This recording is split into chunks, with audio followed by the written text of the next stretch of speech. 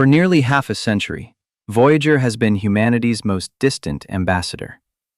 A machine built in the 1970s, launched into the unknown, and still, somehow, whispering back to Earth from the edge of interstellar space.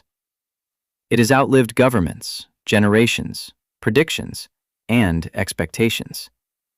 It has endured cold beyond imagination, cosmic radiation, and a journey so vast that its signals now take more than 20 hours to reach us. And now, suddenly, Voyager is gone. Not gradually, not with the slow decline we had long expected, but in a matter of seconds. Because according to the final telemetry received before contact was lost, something happened out there. Something we do not understand. The event began as nothing more than a signal irregularity. At first, Deep Space Network operators believed they were seeing a routine degradation in carrier stability, the sort of thing you might expect from an elderly spacecraft operating far beyond its original mission lifetime. Voyager's transmitter power has been falling for years. Its systems are old. Its available instruments are few, and every bit of data arriving from that distance is precious, faint, and increasingly fragile. But this was different. During a routine communications pass, the probe's signal began to drift in a way that did not match expected motion, thermal fluctuation, or antenna pointing error. Then, for 3.7 seconds, the carrier was lost. It returned weakly.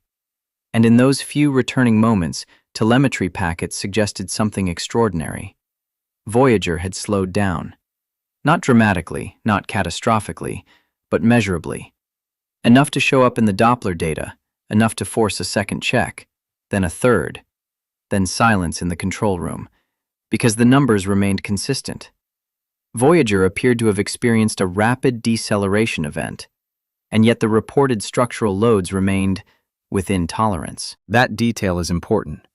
If Voyager had collided with something substantial, we might expect chaos, a sharp tumble, a hardware fault cascade, a complete and immediate loss of signal.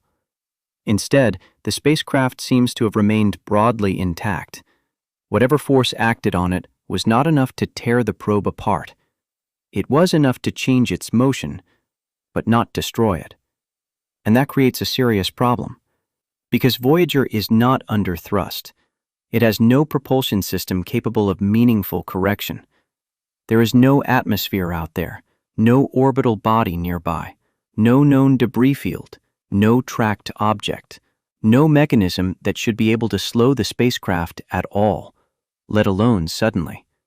Out where Voyager travels, space is not truly empty.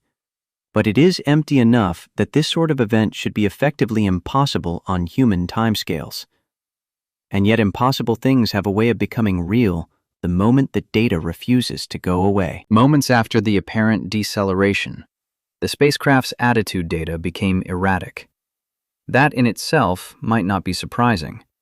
Any unplanned force, even a modest one, could alter orientation. But what engineers found unsettling was not that Voyager rotated. It was how it rotated. The recovered packets suggest a sequence of attitude changes that do not fully resemble uncontrolled tumbling.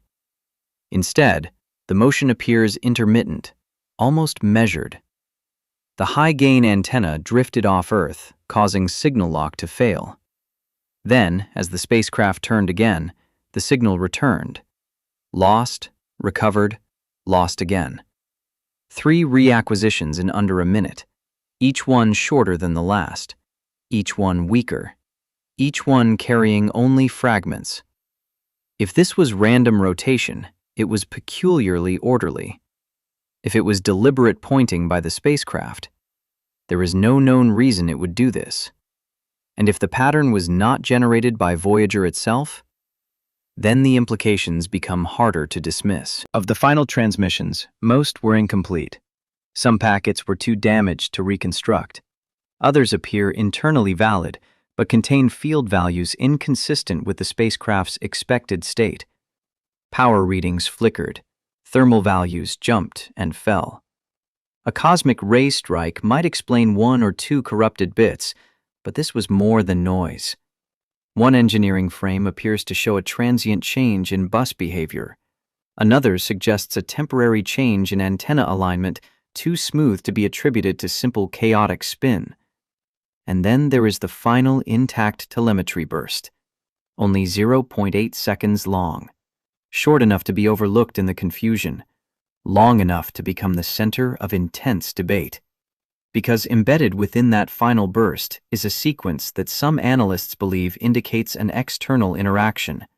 Not a message, not a decoded sentence, nothing so dramatic, just a pattern of system responses that, taken together, imply Voyager may not merely have drifted, but been acted upon, touched in some way by something outside itself.